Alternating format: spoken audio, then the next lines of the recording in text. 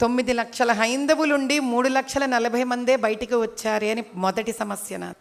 వారు 6 లక్షలు అన్నారు, కాదు 9,00,000 మంది హైందవులు ఉండి 1,50,000 ఓట్లు ప్రభుత్వమే తీసేస్తే అంటే 7 లక్షలు మిగిలాయి. 7 లక్షల ఓట్లల్లో నేను ఇచ్చిన ధైర్యం కన్నా వాళ్ళు ఇచ్చిన భయం ఎక్కువగా మిగిలిపోయింది వ్యక్తులలో. అది ఆశ్చర్యం. నేను ఆదిపరాశక్తి అన్నా, మీరు చండీ అన్నా, కాళీ అన్నా, దుర్గా అన్నా, భ్రమరాంబిక అన్నా, మీరు ఎన్ని పేర్లు ఇచ్చినా అష్టోత్తరానికి కుంకుమార్చనకే సరిపోతాయేమో తప్ప మనుషులు మిగతా 3.5 లక్షల మంది కనుక బయటికి రాగలిగి ఉంటే ఎంతటి అన్యాయాన్నైనా మనము ఎదిరించి గెలవగలిగి ఉండేవాళ్ళము. కాబట్టి ఆ మిగతా 3.5 లక్షలకు వాళ్ళ మీదే వాళ్ళకి నమ్మకం లేదు. ఆ గో సంరక్షణ, దేవాలయ సంరక్షణ, ఆడపిల్లలు, వీళ్ళ కోసం ఎవరైనా నిలబడాలి, రాక్షసత్వంతో కూడిన అక్కడ ప్రవృత్తికి నిలబడాలి అని ముందుకొచ్చాను తప్ప రాజకీయ వాంఛతో రాలేదు నేను. అందుకే వారు ఒక మంచి మాట అన్నారు, గెలవనని తెలిసి కూడా వచ్చింది ఆవిడ అని. కానీ అక్కడ కనుక హైందవులు కనుక నిర్ణయించుకొని ఉంటే కనుక ఎన్ని మోసాలు చేసినా గెలిచి ఉండగలిగిండే వాళ్ళం మనం. ఎందుకంటే హైందవుడు అంటే కొన్ని వందల వేల ముక్కల కింద నరకబడ్డ కులాలు. మనలో మనకి కొట్లాడుకోవడానికి పనికొచ్చిన కులాలు మనని ఒకటి చేయడానికి పనికి రాలేదే. నేను ఓడిపోయానంటే ఓటమి నాది కాదు, మనందరిది. నేను కాదు ఓడిపోయింది, మనం ఓడిపోయాం. గెలిచే శక్తి ఉండి మనం ఓడిపోయాం. ఆ పాత బస్తీలో దీపం పెట్టడానికి కూడా కష్టమని తెలిసి కూడా దేవాలయాన్ని కాపాడుకోవడానికి అందరి కులాలు ఒకటి కాకపోవడం మన దురదృష్టం.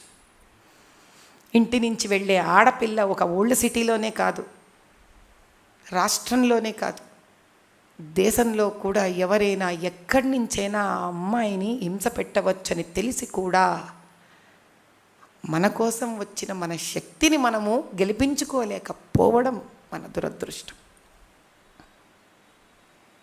చాలామంది నాతో అంటారు, ఇంకేముందిలే అమ్మా అయిపోయింది, ఈసారి నువ్వు గెలుస్తావులే. ఏసారి ఇలా ఉంటే గెలవం మనం, ఇది నిజం. మళ్ళీ 5 ఏళ్లకో మళ్ళీ ప్రతిపక్షాలు మళ్ళీ తయారవుతాయి, మళ్ళీ 5 ఏళ్లకు మళ్ళీ తయారవుతారు, వాళ్ళు మళ్ళీ పుంజుకుంటారు. మనం ఒక్కటెప్పుడవుతాము అనేది ప్రశ్న ఇక్కడ. మనం గెలవాలి అనే కోరిక ఉందా లేదా అనేది ప్రశ్న ఇక్కడ. దానికి మనం ఏం చేస్తున్నాము అనేది ప్రశ్న. చాలామంది నాతో అన్నారు, చాలా ఉండిందమ్మా నీ కోసం వచ్చి పనిచేయడానికి, కానీ మాకు వీలు పడలేదు అన్నారు.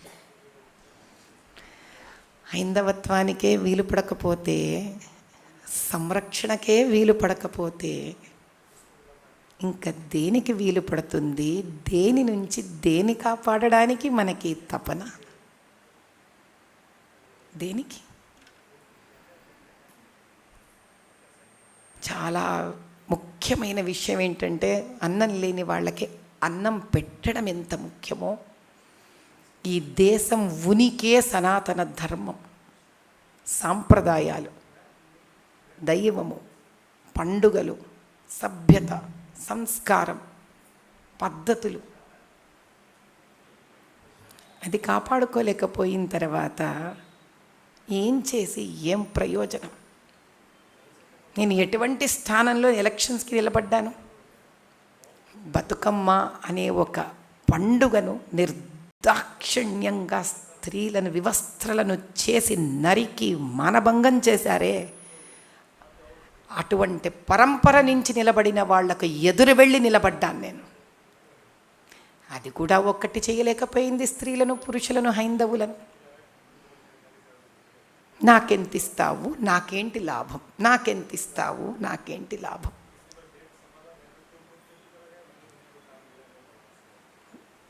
ఈ దేశాన్ని ఆ పరమేశ్వరుడే కాపాడలే.